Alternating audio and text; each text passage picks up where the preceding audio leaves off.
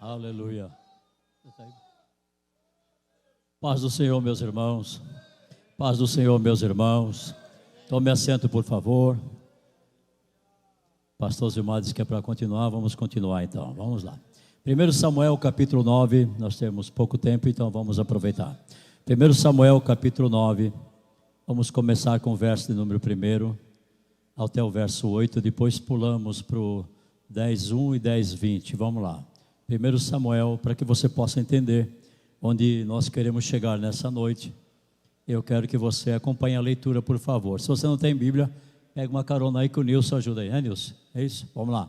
1 Samuel 9, de 1 a 8.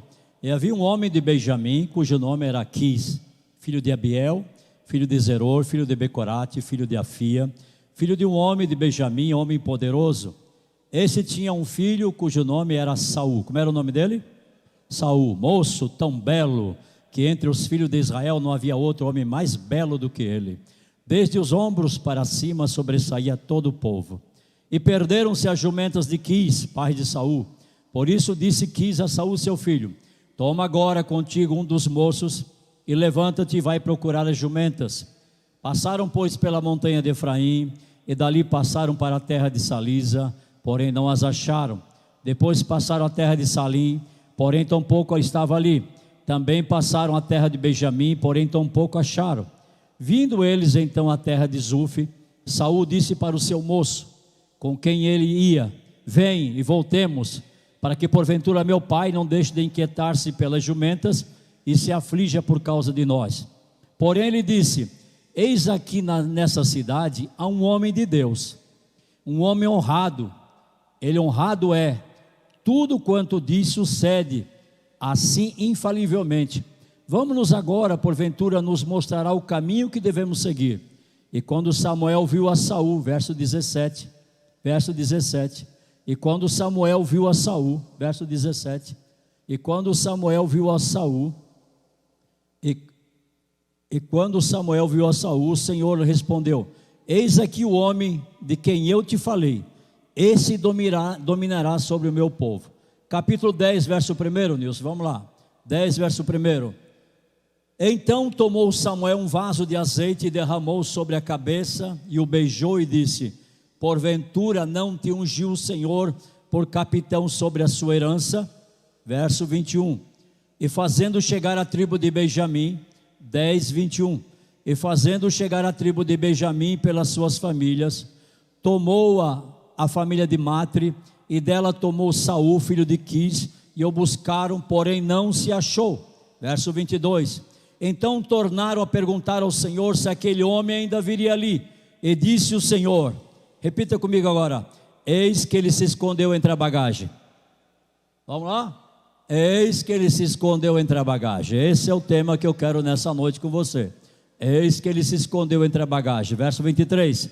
E correram, e o tomaram ali, e o tomaram dali, e pôs-se no meio do povo, e era mais alto do que todo o povo, desde o ombro para cima. Então disse Samuel a todo o povo: vede já quem o Senhor escolheu, pois em todo o povo não havia nenhum semelhante a ele. Então jubilou todo o povo e disse o quê? Disse o quê? Viva o rei. O sujeito, ele vai procurar a jumenta, e no caminho ele encontra a unção de rei. É muito bom isso aí, né? Ele foi procurar a jumenta do seu pai, mas no caminho ele encontra a unção de rei. Isso aí é algo sobrenatural, algo inexplicável. Saul, o homem mais belo, mais alto. É por isso que quando Samuel chega na casa de Jessé e vê os filhos de Jessé, Samar, Abinadab e os demais, que ele vai ungir, o Senhor diz assim: não, Samuel, não unge não. O homem vê o que está diante dos olhos, mas o Senhor vê o coração. Porque aqui não se olhou para o coração de Saul, olhou para a sua aparência de belo, de formoso e de alto. Do ombro para cima, no meio da multidão, os outros batiam nessa altura, e ele era mais alto e mais belo. O povo escolheu pelo porte físico, o povo não escolheu Saul pelo caráter. E quando Samuel chega na casa de Jessé, ele disse: vocês se enganaram, estão sofrendo quase 40 anos, tomara que não se engane dessa vez. O Senhor não vê como vê o homem vê a aparência, mas o Senhor olha para o coração. Um homem chamado Quis, da tribo de Benjamim, ele tem a incumbência de enviar seu filho para buscar as suas jumentas que estão perdidas. Nessa caminhada ele encontra a unção que vem pelas mãos do profeta Samuel. Mas na hora de tomar posse da bênção, do milagre, o que acontece com ele? Eles estão na cidade de Mispa. Eles estão em Mispa. Foi escolhido as tribos, caiu Benjamim. Foi escolhido as famílias, caiu na família de Matre. Foi escolhido um dos seus filhos, caiu em Saul. Ele disse: cadê o homem? O homem está escondido. Por que será que Saul se esconde na hora de tomar a bênção de Deus? Por que será que Saul se esconde na hora de participar da bênção? Por que será que Saul se esconde no meio da bagagem e não foi embora daquele lugar? Existe uma razão para isso. Primeiro, que o seu caráter não estava pronto, a sua personalidade não era própria para assumir como rei de Israel. Ele tinha medo de fracassar, ele tinha medo de errar, ele tinha medo do seu ofício. Ele disse: para mim não dá, eu preciso me esconder, eu preciso vazar desse lugar, eu preciso sair daqui, porque eu vou fazer vexame, eu vou fazer vergonha, eu vou envergonhar minha família e meu pai. Então ele se esconde entre a bagagem. Mas o Senhor estava naquele lugar, e foi perguntado ao Senhor: onde está o homem? E o Senhor respondeu: ele está lá debaixo da bagagem, lá dos camelos, lá dos jumentos. O Senhor sabe onde estão cada um daqueles que são escolhidos. O Senhor consegue, com seus olhos como chama de fogo, prescrutar. Ele consegue examinar, Ele consegue saber o que está aqui dentro do meu coração e o que está dentro do teu coração. Deus conhece cada um de nós. Quando nós cruzamos essas portas nessa noite, tem anjo que pesa, tem anjo que mede, tem anjo que esquadrinha, tem anjo que sabe. É por isso que muitos chegam aqui dentro e já recebem a bênção, e já conseguem se alegrar, e já conseguem glorificar o Senhor. Mas tem uns não, que parece que estão em outro lugar e não estão dentro da casa de Deus, porque Deus nos conhece por dentro. Às vezes estamos quebrados, às vezes estamos arrasados, às vezes estamos moídos, mas quando passamos por essa porta, recebemos um renovo, porque Deus está nesse lugar, e Deus tem algo especial para a nossa vida. Você não deixou a sua casa em vão nessa noite. Eu quero levar você por esse caminho e dizer para você uma coisa: bagagem é um problema na nossa vida. Bagagem é um problema na vida do cristão.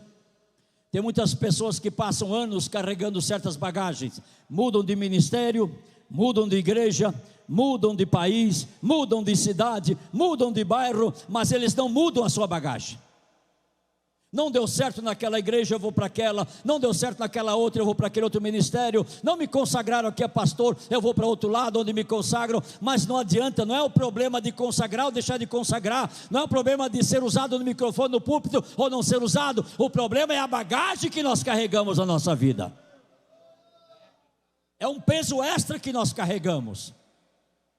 É um peso extra que nós carregamos. E eu digo para você uma coisa: o problema nosso assembleiano, porque eu sou assembleiano raiz, o problema nosso hoje é medo de tirar a capa e dizer: olha quem eu sou por dentro. Esse é o nosso maior medo, como obreiro, como esposa, como esposo, como filho de crente. Esse é o nosso maior medo. Nós preferimos carregar uma lepra por baixo da capa do que encontrar alguém e dizer: ore por mim, porque a minha fraqueza é esta. Passamos 20, 30 anos dentro da igreja com uma bagagem miserável, fedendo, mal cheirosa, e nós não conseguimos assumir aquilo para que Deus nos chamou para fazer. Nós temos muitos membros, mas temos poucos que trabalham. Temos uma imensidão de pessoas na igreja, mas que servem mesmo são poucos. Desculpe eu falar isso. Primeiro, nos dízimos, nós temos 33% da Assembleia de Deus que é dizimista, 67% não dizimam, não servem, não ajudam. Nós somos uma cidade coroada, abençoada com a obra missionária. Deus podia escolher qualquer outra cidade do estado. Deus podia escolher Joinville. Deus podia escolher Blumenau. Deus podia escolher Criciúma. Deus podia escolher Florianópolis. Mas Deus escolhe a pequena Camboriú.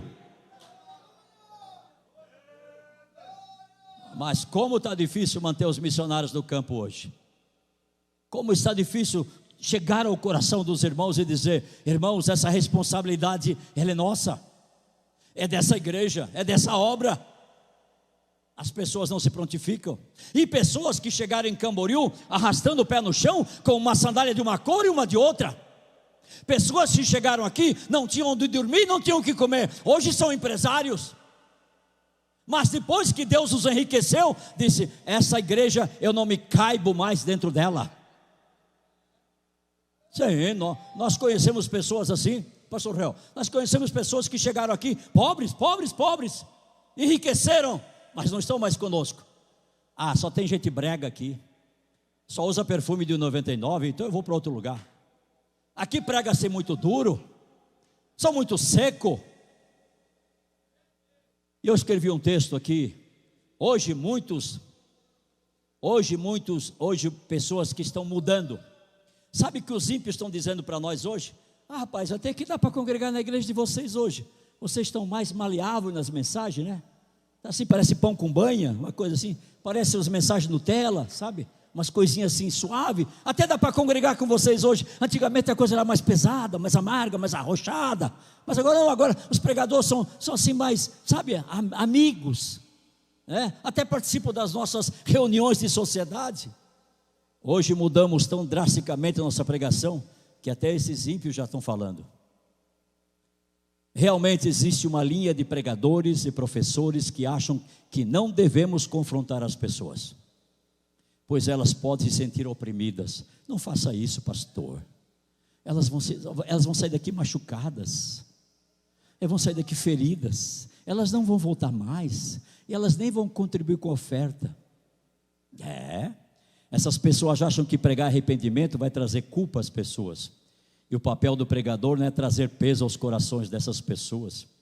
Eles usam argumentos assim: vocês são acusadores de pessoa. A gente sabe que o acusador é o diabo. Ele é o acusador, ele é o promotor. Ele que acusa, leva você a pecar, depois vai acusar você diante de Deus. Mas eu pergunto: pregar a verdade é acusar? Pregar a verdade que liberta não é acusar o pecador, é apontar para ele onde está o defeito, o problema na sua vida.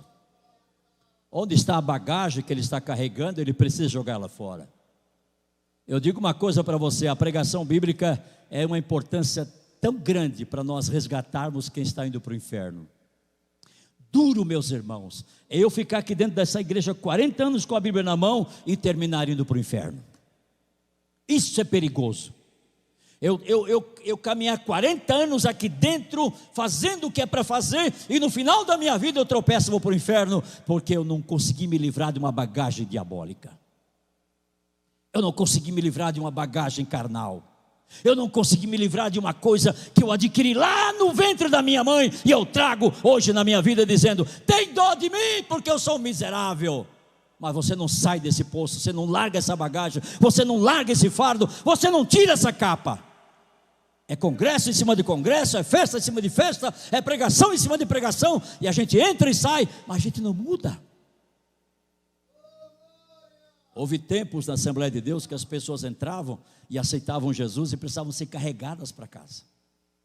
A pessoa falava língua 2, 3 horas, 2, 3 dias, uma semana, ela ficava aérea, cheia do Espírito Santo. Hoje as pessoas aceitam Jesus aqui e ficam olhando para a cara da gente, parece que mascando chiclete, e você orando: ó Senhor, escreve o nome no livro da vida, transforma. E a pessoa não muda nada, irmão, não muda. Não muda.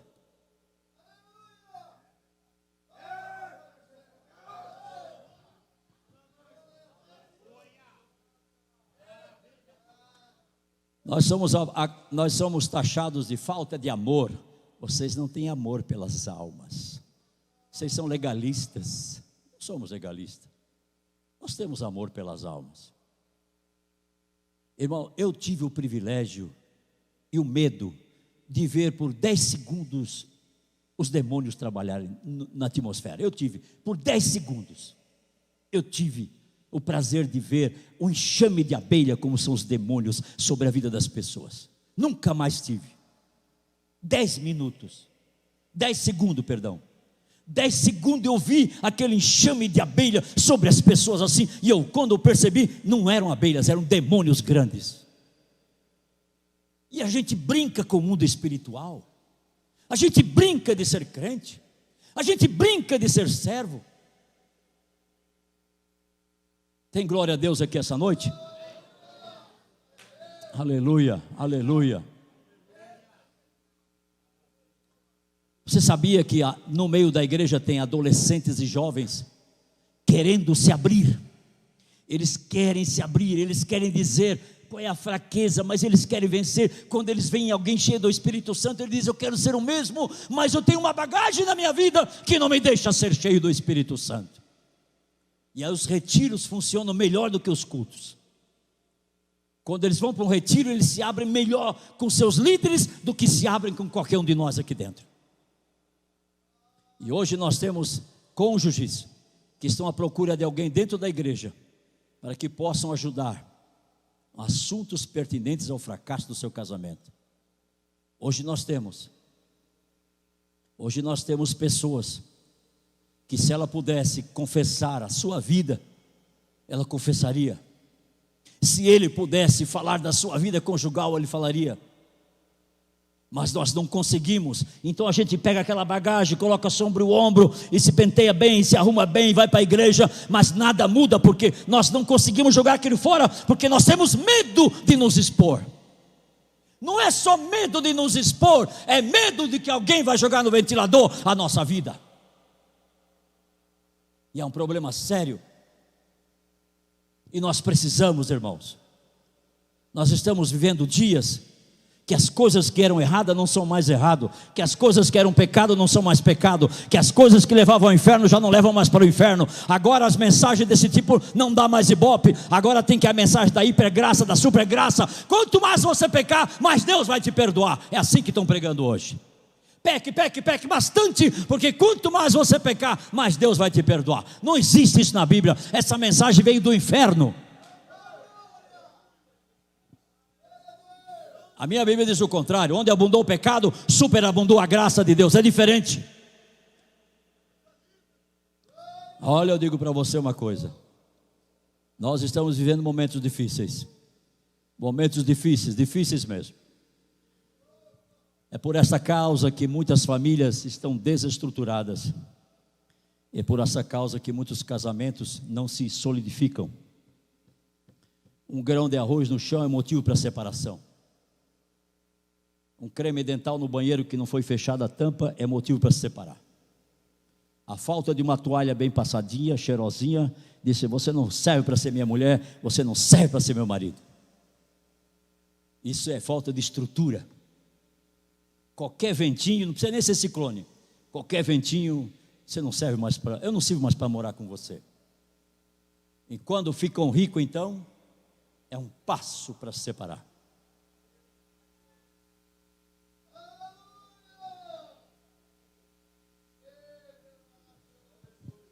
É uma bagagem que nós carregamos e nós precisamos nos livrar dela. Temos que jogar fora, essa bagagem nós temos que jogar fora. Vamos a Gênesis capítulo 2, verso 24 e 25, vamos lá? Gênesis 2, 24 e 25, olha lá. Portanto, deixará o homem seu pai e sua mãe, apegar-se à sua mulher, e serão dois uma só carne.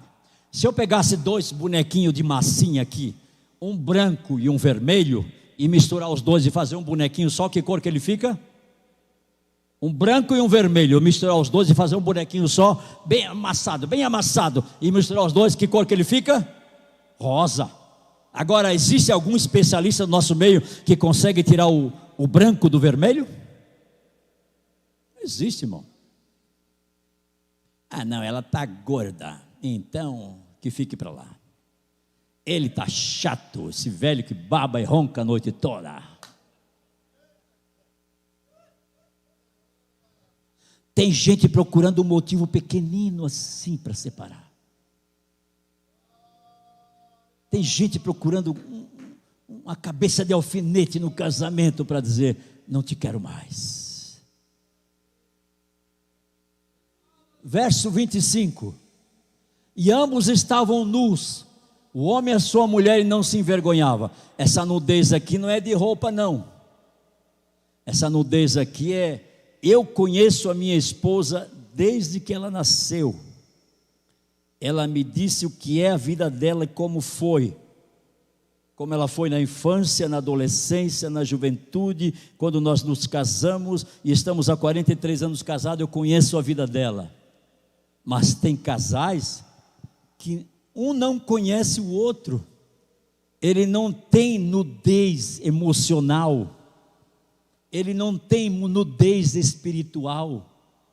O camarada vive 30 anos e não conhece a esposa, ela vive 30 anos com ele e não conhece ele. Por quê? Porque a gente tenta esconder um lado. Quantos casamentos lindos, igreja enfeitada, adornada, sabe, aquele valor caríssimo, aquela banda de música, aquele pastor bem vestido, aquelas noivas, aquelas, como é que é? Damas de companhia, mas lá entra a noiva com tremenda de uma bagagem nas costas, e ele não está vendo, vice-versa também, ele também. Ele entra com uma tremenda de uma bagagem no casamento, é todo bonito, mas Deus está vendo a bagagem.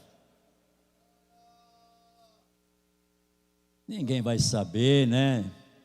Nós não temos esse olho clínico, e aí mora o perigo. Aí mora o perigo da nossa salvação. Aí mora o perigo de nós estarmos aqui 50 anos aqui dentro e não conseguimos a salvação. Meus irmãos, ambos estavam nus, o homem e a sua mulher. Você se envergonha dela? Você se envergonha dele? Por que você se envergonha? Ah, porque eu nem imagino o que esse homem faz. Eu também não quero saber. Eu nem imagino o que essa mulher faz. É um problema sério. É um problema sério. E isso para nós, a classe de obreiro, é terrível. E nós muitas vezes aqui na frente temos até a asa que a gente bate assim de vez em quando, né? Até barulho de asa a gente tem, mas embaixo da asa tem uma bagagem e nós devemos cuidar. A gente pode deitar e dormir e não acordar mais aqui nessa terra. E essa bagagem a gente precisa se livrar dela. Eu vou correr porque eu não posso. Tem pessoas que carregam essas mágoas, essas feridas. Você não pode tocar na pessoa. Se você tocar, ela grita.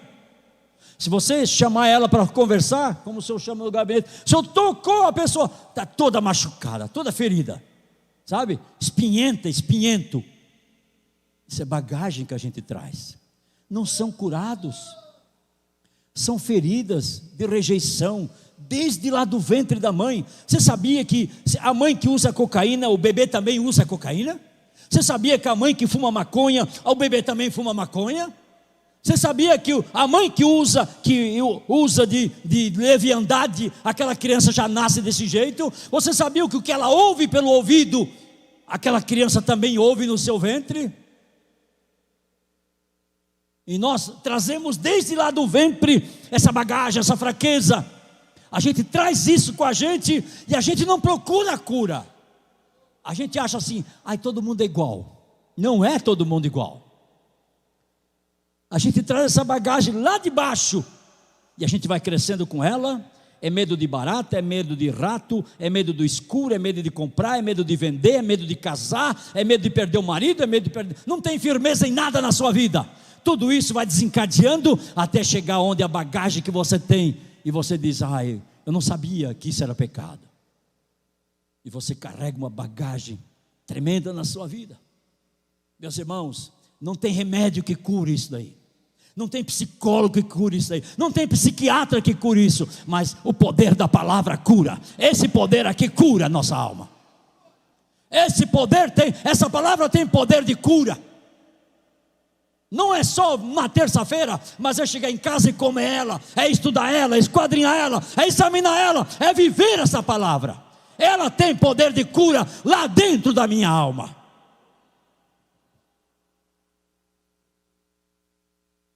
Quem pode dizer glória a Deus aí nessa noite? Você pode ter tido uma criação difícil, sem Deus, sem pai, sem mãe, sem Bíblia, sem igreja, na mão de pessoas levianas. Você pode ter tido essa formação, mas tem uma coisa: quando você se encontra com Jesus e você tira essa capa e você joga a bagagem fora, Ele tem o poder de curar você. Agora Deus não pega, não rasga, Deus não faz isso. Não, Deus pede que prontamente eu venha me abrir para Ele. Prontamente eu tenho que me abrir. Deus é cavalheiro, Ele toca. Eis que estou à porta e bato. Ele não está falando isso para ímpio. Esse verso em Apocalipse não é para o ímpio, é para uma igreja que fechou a porta. E esse verso, eis que estou à porta e bato, é para o crente. Ele fechou, ele não consegue, ele se fecha para o mal e se fecha para o bem. Ele constrói um muro ao seu redor dizendo: o mal não vai entrar, mas também o bem não consegue entrar. E nós temos esse problema sério. Agora o meu tempo está acabando. Eu quero ir com você em Lucas capítulo 13, por favor. Lucas 13, vamos lá. 13:6, vamos lá. Quem tem Bíblia, quem não tem, pega uma carona. 13:6. Tem uma parábola aqui muito bonitinha, fácil de entender. Lucas 13:6, vamos lá. Ele dizia essa parábola, dizia uma parábola. Um certo homem tinha uma figueira plantada na sua vinha. A figueira é a igreja, é eu e você. A vinha, vamos colocar a vinha como a igreja e a figueira como você. E foi procurar nela fruto e não achando. E disse ao vinhateiro, que é o Espírito Santo: eis que há 3 anos venho procurar fruto nessa figueira e não acho. Corta, porque ainda ocupa a terra inutilmente. Verso 8. Respondendo ele, o vinhateiro disse: Senhor, deixa esse ano, porque eu descobri qual é o problema dela. Eu já descobri, Senhor. Até que eu a escave e a esterque. Verso 9. Se der fruto, ficará. Se não, depois mandarás cortar. Olha só. A Bíblia diz que Deus plantou essa vinha, mas Jesus traz ela como 3 anos de ministério. 3 anos de ministério em Israel, ele não encontrou fruto, somente adversidade e incredulidade. Mas traduzindo para nós aqui, eu e você somos essa figueira. Estamos no meio de uma vinha, mas tem o tronco, tem as raízes, tem os ramos, tem as folhas, aparecem flores, mas nada de fruto. Até que o vinhateiro, que é o Espírito Santo, ele passa para a nossa vida num culto como esse e pergunta: cadê o fruto? Há 3 anos eu venho procurar fruto e não acho. Aí vem o problema sério. O Senhor diz: pode cortar, ela está ocupando o lugar de outro. Está ocupando o lugar de outra. Porque crente que não serve, sempre Deus dá um jeitinho de tirar, até que ele se arrependa e volte a servir. É uma realidade isso aí. Aí o vinhateiro diz assim: não, eu descobri o problema dela. E o dono da vinha diz: onde é que está o problema dela? Ele disse: não está nem nas folhas, nem nas flores, nem nos ramos, nem no tronco. O problema dela está na raiz. A raiz é um lugar que ninguém vê. A raiz é um lugar que está oculto. A raiz, ela cresceu primeiro do que a árvore. Antes da árvore sair da terra, a raiz já tinha descido. A raiz é lá do começo, é lá do princípio. Ele disse: eu achei, tem uma cáscara, tem uma fantasia, tem uma máscara sobre essa raiz, tem uma terra dura e seca nela, que não deixa ela produzir. Agora o Senhor espera, eu vou escavar. Ele diz assim: eu vou escavar, verso 8, vamos lá, volta lá no verso 8, lá Nilson.